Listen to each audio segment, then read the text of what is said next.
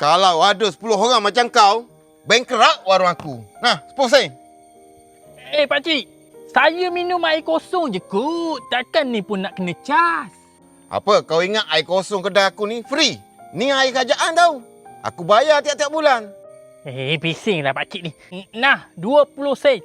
Bagus. Apalah, berkira sangat air kosong dia tu. Nasib baik aku ada zero gula, zero kalori. Tak adalah rasa kosong sangat air kosong aku ni. Drop 2 titik dalam air, dah cukup. 1, 2. Bismillah.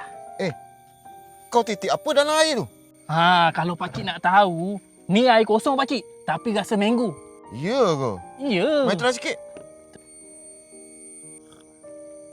Lah, rasa mango. Saya dah cakap tadi. Kalau pakcik nak tahu, zero gula, zero kalori ni dia banyak perisa tau. Mango, lychee, sirap bandung, teh ais dan macam-macam lagi lah pakcik. Ini pengganti gula lah pakcik. Kalau pakcik tengah diet kan, tak nak minum air manis, pakcik guna zero gula, zero kalori lah. Baru mantap. Kau beli kat mana ni?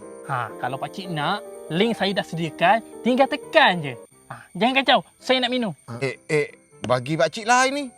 Kau ambil yang lain lah. Pakcik, saya dah bayar tau air kosong tu tadi.